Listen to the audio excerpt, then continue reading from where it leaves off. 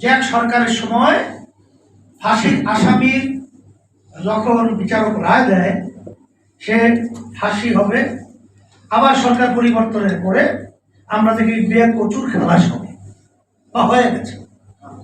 এইটা আমরা আইন দেখেছি।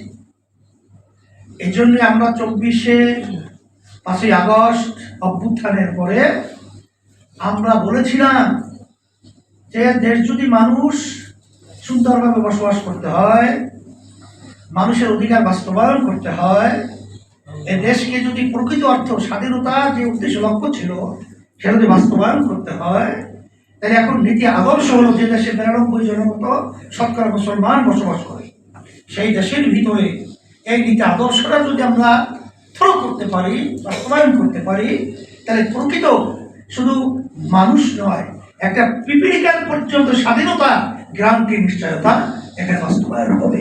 বাংলাদেশকে স্বাধীন করতে গিয়ে ডাউন করে পড়া লক্ষ লক্ষ বাংলাদেশের মানুষ জীবন দিয়েছিল, পঙ্গু হয়েছিল। শ্রদ্ধা সহকারে তাদেরকে স্মরণ করছি। আল্লাহ জাযায়ে খায়ের তাদেরকে দান করুন। আর পাশেই আমরা যখন নাকি বাংলাদেশের 27শে মার্চ স্বাধীনতা দিবস আসে, তখন আমরা এই স্বাধীনতা দিবসে আলোচনার বিভিন্ন পর্বে আমরা অনেক সময় বলে থাকি এবং সমস্ত রাজনৈতিক দল সহ সবাই স্মরণ করে বুঝছিল বা বলে যে এই দেশ স্বাধীন করার মূল লক্ষ্য উদ্দেশ্য কারণ ছিল, তখন তারা কিন্তু অকপটে সবাই স্বীকার করে বাস্তবেও বলে যে মূল লক্ষ্য উদ্দেশ্য 3টা: সাম্য, মানবিক মর্যাদা, ন্যায় বিচার প্রতিষ্ঠা। কিন্তু দুঃখ সহকারে বলতে হয়, স্বাধীনতার পরে যারা দেশ পরিচালনা করেছে তাদের পরিচালনায় আসলে বাস্তবে আমাদের যে চাওয়া পাওয়া ছিল এর বাস্তবে একটাও আমরা আসলে দেখি নাই, দেখতে পাই নাই। 5ই আগস্ট 2024 দেশ অভ্যুত্থানের মাধ্যমে যে পরিবর্তন হয়েছিল, তখন কিন্তু আবার একটা সুযোগ এসেছিল এই দেশকে সুন্দর একটা দেশে পরিণত করা। সেই লক্ষ্য উদ্দেশ্য নিয়ে ইসলামী আন্দোলন বাংলাদেশ আমরা কিন্তু আমাদের সাধ্য শক্তি অনুযায়ী আমরা আল্লাহর রহমতে চেষ্টা করেছিলাম।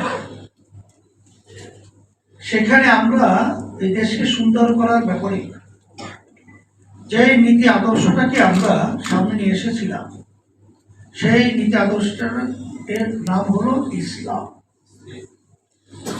এর কারণ হলো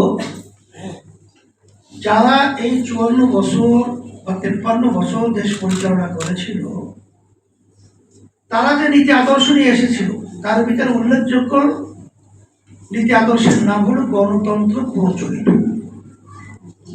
যেই গণতন্ত্রের প্রবক্তাদের মধ্যে মূলত আমেরিকা। কিন্তু সেই আমেরিকা আমরা কি দেখি, তারা আশরাফুল মাখলুকাত মানুষকে তাদের হীন স্বার্থ বাস্তবায়নের জন্য একটা পিঁপড়া যেরকম একটা মূল্যায়ন আমাদের কাছে আছে ইসলামের দৃষ্টিতে, তাদের কাছে একটা পিঁপড়ার মূল্য কিন্তু আশরাফুল মাখলুকাত মানুষের নাই। সেটা আপনারা রন্ধ্রে রন্ধ্রে, ক্ষেত্রে ক্ষেত্রে, হারে হারে দেখেছি, উপলব্ধি করেছি। ফিলিস্তিনের মধ্যে যেভাবে অসহায় আমার ভাইদেরকে, মা বোনদেরকে, আমার ছোট বাচ্চাদেরকে নির্মমভাবে যেভাবে তাদেরকে মারা হলো, এমন গাছের পাতা খেয়ে তাদের জীবন রাত্রি দিন পার করতে হয়েছে, অঙ্গুত বরণ করেছে, যে আহাজারি কোনো মানুষ শুনলে সহ্য করার মতো নয়। এই আচরণগুলো কারা করেছে? এই গণতন্ত্র যারা প্রবক্ত করেছে।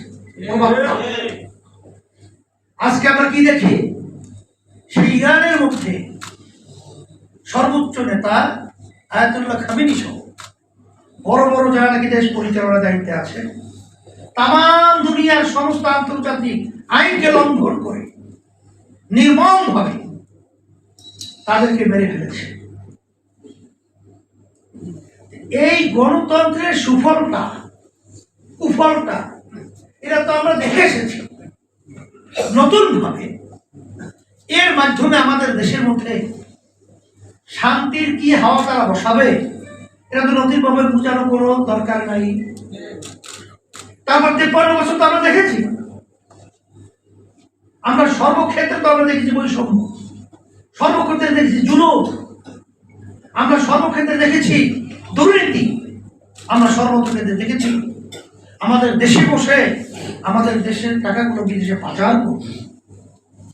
আমাদের দেশ এমনকি বিচার বিভাগের দিকে আমরা যদি লক্ষ্য করে দেখেছি যে এক সরকারের সময় ফাঁসির আসামির যখন বিচারক রায় দেয় সে ফাঁসি হবে, আবার সরকার পরিবর্তনের পরে আমরা দেখি বিয়ে প্রচুর খালাস হবে বা হয়ে গেছে। এইটা আমরা আইন দেখেছি।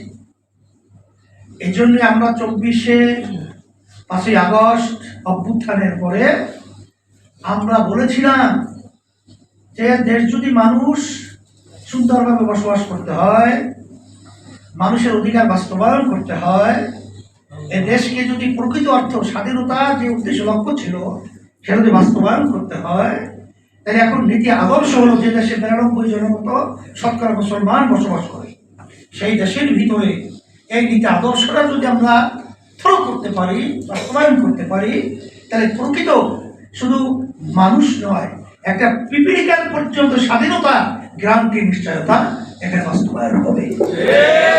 আলহামদুলিল্লাহ, সেই লক্ষ্যে যখন মহাভারত করেছিলাম তখন আল্লাহ আমাদের বাংলাদেশের বেশিরভাগ মানুষ এটা সাহাও দিয়েছে।